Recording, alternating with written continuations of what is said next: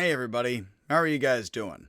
I'm Eric Airlock, and this is another talk on Chinese philosophy and specifically the Great Learning, which is a classic. Before we get into Confucius, it is good to get into the Great Learning and the doctrine of the mean because it isn't clear how much these things are Confucius or predate him. Now, Confucius supposedly brought people and canonized the classics, and the classics are works that were earlier and composed earlier by authors than Confucius. But scholars, ancient and modern, in China and then now everywhere, still debate how much, I have cats in the back over here, still debate how much Confucius wrote the works, which is putting the authority in Confucius, and you sometimes have some authors argue in China, and I won't pick out, I am not the expert on exactly who and whom says what to whom, but the books and the rites and the odes have been attributed, the Spring and Summer Annals, have been attributed to Confucius's authorship, that he made a reader out of the ancient texts and compiled and edited them, and it has also been asserted that he just had the books the way they were, the way we were in ancient China. So with all of that, me turning the camera as the cats turn, with the world ever global, the Great Learning and the Doctrine of the Mean are chapters of the Book of Rites, and it is not clear, as one of the 5 classics Confucius compiled,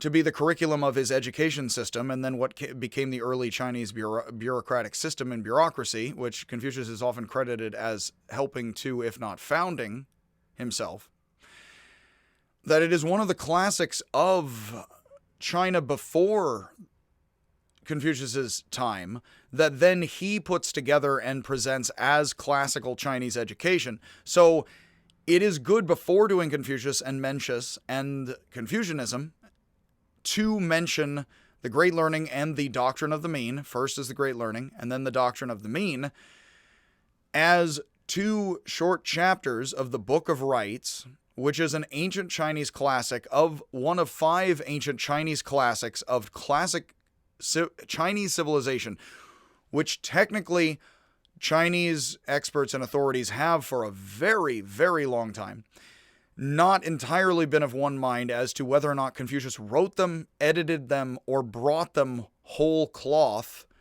to classical Chinese culture and education. So Li, very much as was in the last talk about the 100 schools. So with that, we are just having a brief video about this chapter of the Book of Rites, the Great Learning, and then what will follow will be the Doctrine of the Mean. And I will make shorter videos, chunk by chunk, on each of these.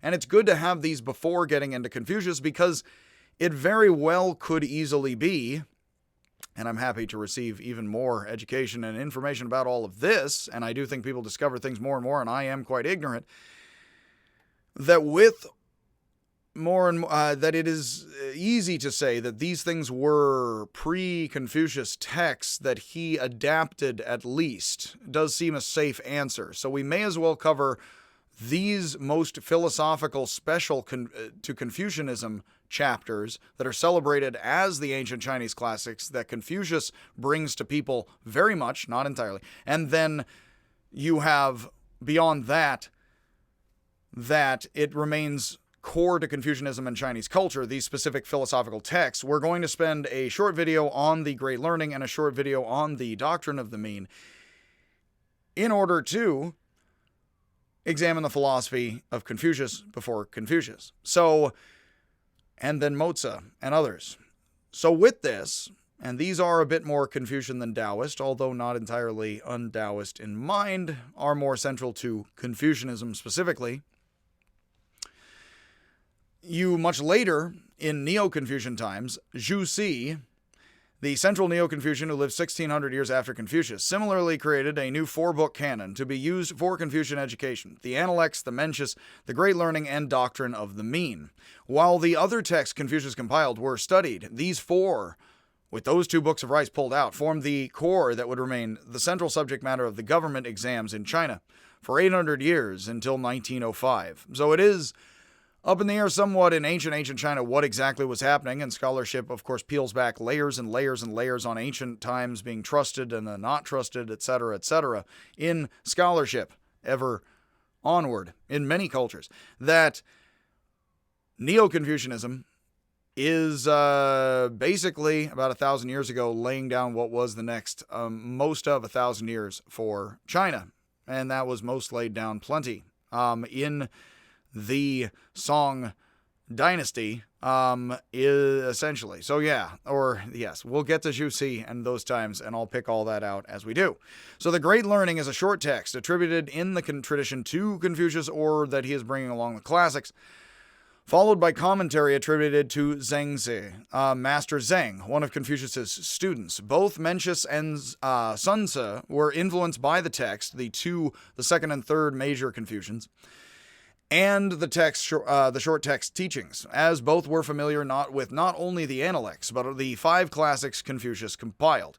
Wang Yangming, I am a fan of his, the second most famous Neo-Confucian after Zhu Si, and living about, I think, 200 years after him or so, he who disagreed and went against Zhu Si.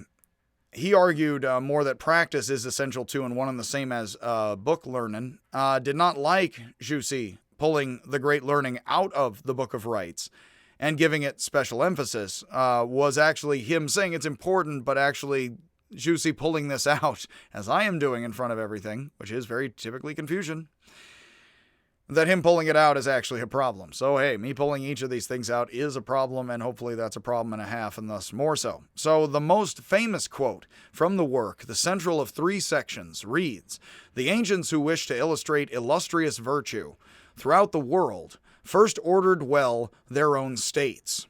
Wishing to order well their states, they first regulated their families." This is a bit Confucian and traditional. Family values. Wishing to regulate their families, they first cultivated their persons. Wishing to cultivate their persons, they first rectified their hearts.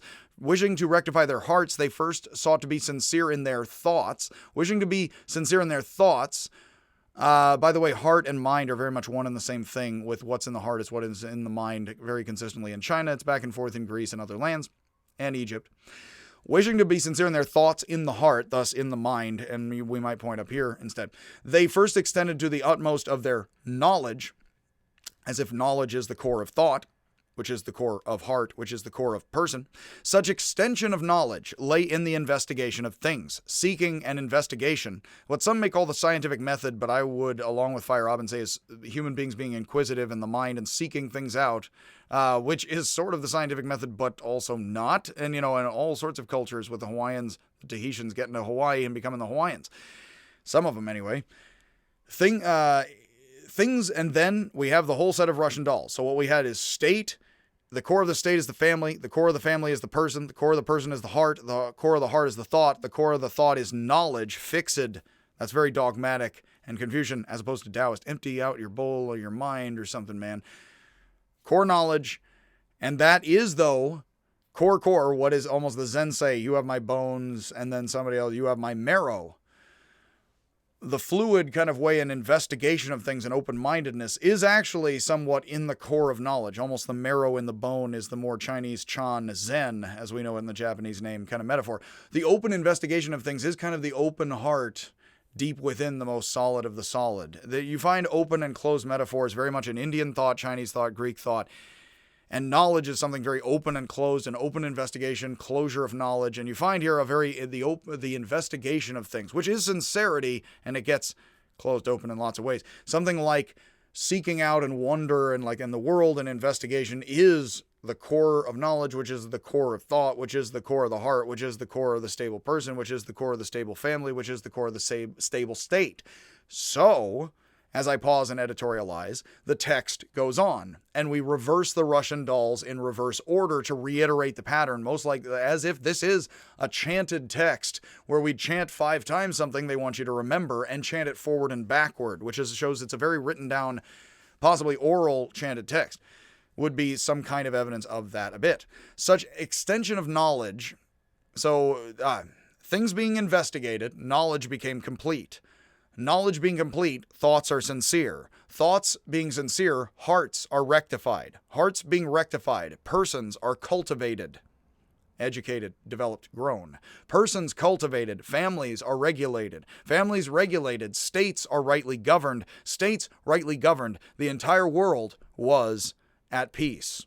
The entire world at peace, which a lot of times the context of plurals, particulars, and also future past can be, of course, latent in saying the simplest of words, as in our language and other languages. So essentially, if things are investigated, this leads to knowledge, which leads to right thoughts, which leads to a good heart, which leads to a good person, which leads to a good family, which leads to a good state, which leads to a good world. Notice that the heart is the center of the person and the family is the center of the state. And all of that is going to be very important for Confucius and Confucianism. And that is the short video I have here on the great learning. Now, what would great learning also imply? The wider perspective and sort of, I like open-ended wisdom. I am a bit more Taoist in being open-ended and fluid, man. But with the strictness of the state and the family and the rectifying of the heart, which is very much more strict kind of Republican dad, a bit Confucian language, you definitely have here something wonderful and human in having, well, the one and the other and the other and the other. And we're going to have very Confucius, very Aristotle in many ways. Aristotle almost says exactly the same thing in his Politics, almost word for word, but of course changing this and that around does change the emphasis and why the thinking is used.